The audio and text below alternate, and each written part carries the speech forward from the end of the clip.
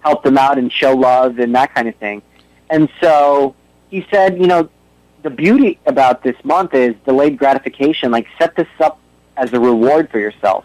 When the month is over, reward yourself. Like, I worked really hard. I strived. There's that sense of delayed gratification we tend to lose, that sense of me, I need it now, I need to have it now. We've kind of adopted that instead, and so this is a way to kind of, push ourselves, and it's very rewarding. And so I haven't seen the film, and even my friends are shocked. Dude, you didn't see Batman? Wow. Hey, Aman, we're seeing the music. I'm sorry to cut you off. Don't mean to cut you off. We just got to pay these bills real quick. We're going to go to a commercial break, and we'll be right back with Aman Ali on the Community Radio Show.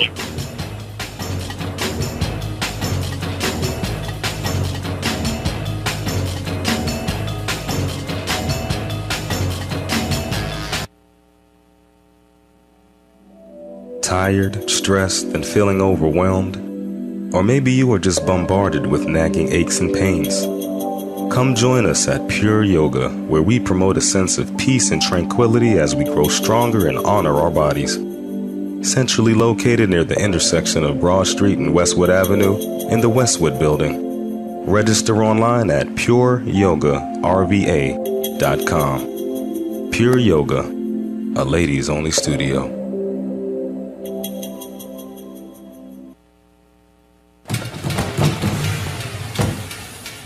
Never be afraid to send your wife to the mechanic again. At Car Care Auto Center, you get honesty, integrity, and a repair done right, including Virginia State inspections.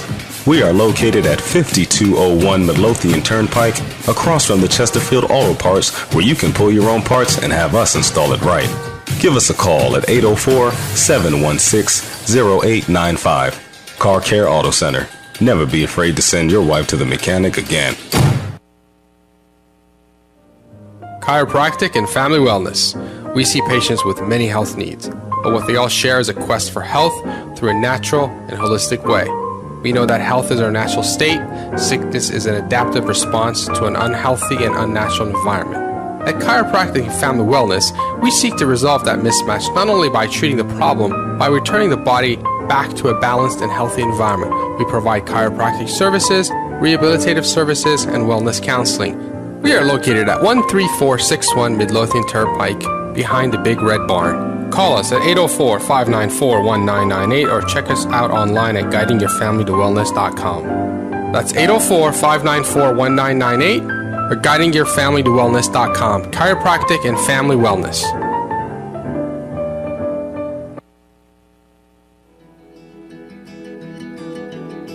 Daisy Gem Eyes is a comprehensive eye care practice.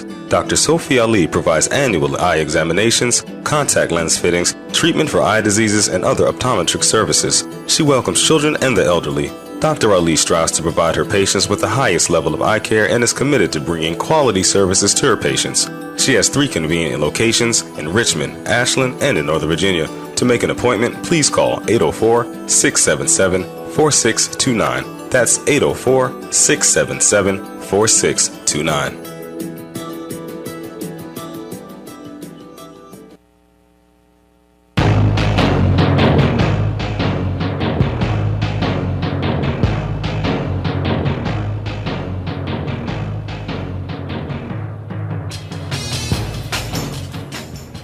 You're listening to the Community Radio Show on WLEE 990. We still have Aman Ali on the line. Hopefully, still there, buddy? Yeah, I'm there. Okay, cool. Real quick, numbers to call in is 804-788-0990, or if you're not in the Richmond area, 1-877-953-3990. Aman Ali, real quick, we wanted to kind of wrap up this segment with you. We do appreciate you coming on and speaking about what you're doing, what you're doing with the 30 Months in 30 Days project. Go ahead and give your plugs. Let people know exactly where they can reach out to you, and Twitter or Facebook or whatever you want to do. Absolutely. I mean, they can search for my name on Facebook. I'm always putting out stuff just individually. And then if you want to check out the website, you can go to 30mosques.com or 30daysramadan.com. They both go to the same website. So mosques, MOSQUES, the number 30. So 30mosques.com, and tweet anything with the hashtag 30days. and we'll be able to find it and pull it and post it on our site as well. All right, we will do that. Appreciate your time. Sorry I called you late last night. I thought you were on the road somewhere. That's why I called you like at 1 in the morning. No worries. I was up. Okay. I appreciate your time. Thank you, Aman. Thank My you, pleasure. Aman. Thanks for having me. All right, take it easy. Assalamu alaikum. I'm sorry. All right, so we got a I think we caller get a on. call. All right, so the numbers are 788-0990, 1-877-953-3990. So this last segment that we didn't get to last week, we're trying to do is kind of, meet a Muslim segment. Kind of, Meet a Muslim. Meet a Muslim. Yeah, meet a Muslim. Hey, while I bring that up, hold on. This is just a pet peeve that I have. Muslim is like, if you can say mustard. Why can't you say Muslim? No, because some people say Muslim like it has a Z. Right. It drives me crazy. It's not Muslim. It's Muslim. Yeah, That's Muslim all. sounds terrible. It does. It's horrible. So if you can say mustard and you can say slim, put it together, slim. That's a good one. Bingo. There you go. Boom. That's how Sirraj That's does. the first thing you said of worth one. So in this segment, we're getting someone calling in. So we can, if you didn't know, the Olympic ceremony started yesterday. There's approximately 3,500 Muslim athletes in that the many? games. I didn't know there are that. about 3,500 Muslim athletes. I try to look up, get a representation from each country, but it goes all the way back to like the beginning of time. So, Gotcha. but for the 2012 London Olympics, there are approximately 3,500 Muslim athletes there, most of whom will not be fasting because of the religious permissibility of not fasting while you are traveling. But the biggest controversy is the athlete from Saudi Arabia, who will not be allowed, as of this morning when we looked it up late. The latest information is they're in talks with the Judo Federation because she's wearing the headscarf. So I just find it fascinating that that apparently Saudi Arabia allowed 3 females to come into the Olympics, and I just think that it's just window dressing. It has no real significance because it's the only country in the world that doesn't allow women to drive, and yet you want them to come and compete on a world stage to say, look at us, we're on equal footing. It doesn't make sense. Number one. Number two, it was their responsibility. I guess the Olympic Committee in Saudi Arabia, if there is such a thing, it should have been their responsibility to know what the rules and requirements were for the athletes that they're sending. If you're going to go swim, you're going to have to wear a certain attire. There's no way around that. So if you're sending athletes into a swimming competition and saying no, you need to accommodate us, that's not really gonna work. I frankly think the IOC should have objected to the people coming from the female athletes coming from Saudi, because it sends the wrong message that we're advanced, when in reality that's not what the case is. I'm not sure what's going to happen, but like I said, they're in talks with the Judo Federation. Yeah, and one thing, like I was looking into, the headscarf not being permitted, and it was interesting because I was reading from FIFA. Their reasoning was, the way that it's fastened is a safety concern, where they were, saying, maybe they should be fastened with Velcro instead of pins. That's the easy fix. That's one thing. Now, if you look at another situation in Canada.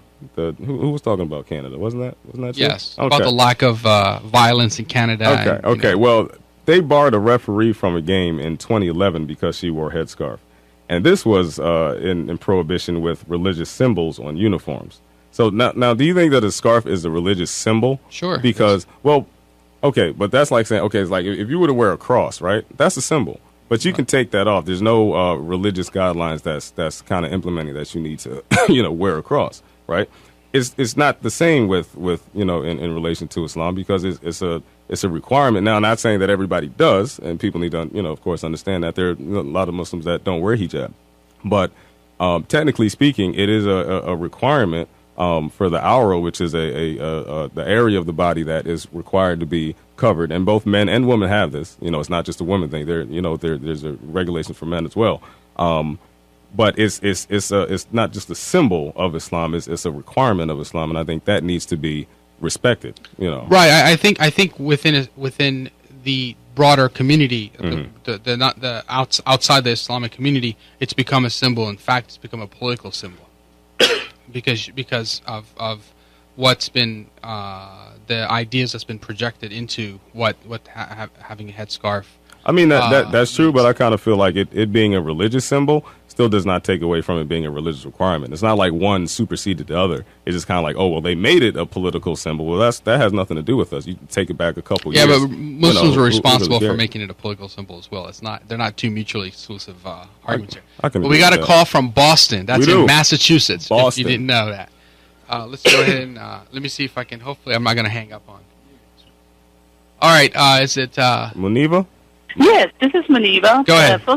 First of all, I want to congratulate both of you, especially to Hadi also. Such a great show you guys are running. Thank you. I'm glad that I'm able to listen. And I just wanted to congratulate. I think we need people like you more in our community to pass this message because you guys are American Muslims. And the other thing is, I was so happy last night to see a lot of Muslim participation in Olympics. Right. So that's all I just wanted to say. Okay, well, thanks for listening. Thank you for the compliment. Yeah, definitely. We appreciate it. All the way from Boston. We're getting out there. Yeah. All right, thank you. Thank you, bye. All right. Yeah, I even think Mauritania had some athletes. That's a small country. I've heard of that. Yes, it's in Western Africa. Tiny, very small. I think they had like 2 people. That might be like half the population. Probably is. Probably is. Well, go. What'd you say the name of that country was? Mauritania. Go Mauritania. I'm not sure how to spell it. But I'm not sure if I should root for them. Go USA though. Hopefully we pull some medals out this year. I gotta get back up today. There's so many, busy with so many things, man. It's gonna be tough. But yeah, so I guess we're gonna be wrapping up the show today. We don't have any more callers on the line. Anybody from from Richmond, I would like to hear from you guys out there. I know there's a lot of people that listen. Don't be shy. You can just pick up the phone, dial the number. We're nice. Yeah. Don't be like, hey, they're Muslim. I don't want to talk to you. You do want to talk to us, man. I live right next to you. Come on. I know. I'm sure you have burning questions that you want to ask us, and you can even call in and tell us you're anonymous. And we're not going to reach out and smack you. You said that in the first. Didn't he threaten you that he was going to smack you after we got to know you for some odd reason? He was like, it's like the first date, so we're not going to smack you yet. You don't remember that? I remember that. I don't remember that. I think you should take care of that, man. So why don't we get back to the important conversation topic, which is Batman. Which is Batman. Such a good movie. All right. But actually, coming back to that's actually a good point. How much time do we have? Just enough time to not completely cover whatever he wanted to bring up. Okay. Thank you. And with that, we lost 15 seconds. No, I think the point is, we always talk about Ramadan, and last week, Dilshad also talked about this from the Muslim channel editor from Pathos.com, that Ramadan is not just about food and eating, and that it's about abstaining from other things as well. And one of it is the biggest thing is reevaluating your daily life and what's important to you and what's not, and how much time you spend on things that are trivial and meaningless, or things that are important, such as your faith, your community, and your family. So I hear the music coming on. I want to thank Aman Ali. You can find him if you hit hashtag 30 days, or you can go to 30mosques30.com to find out about his project. You've been you can stay in touch with us at the communityradioshow.com. We have our Twitter handle. We have Facebook there. You'll see the video. Radio 990 for Twitter. Yes, and you'll see Facebook as Community Radio Show. And on our YouTube channel, you'll see a video of what goes on backstage. Yes. On here and all the shenanigans that goes on. Even though I think I made a mistake and didn't get the whole thing. But we'll get it up and we'll have the audio. Once again, thank everybody for listening and your support. Of course, we, donations, of course, if we can get some. We do. And we want to thank our sponsors, Chiropractic and Family Wellness, Daisy Gem Eyes, Car Care Auto Center, Pure Yoga, a ladies-only studio. All right, that'll wrap it up. See you guys next week. Community Radio Show, WLEE 990. This is Bukhari, Sirraj, and Muhammad Hadi.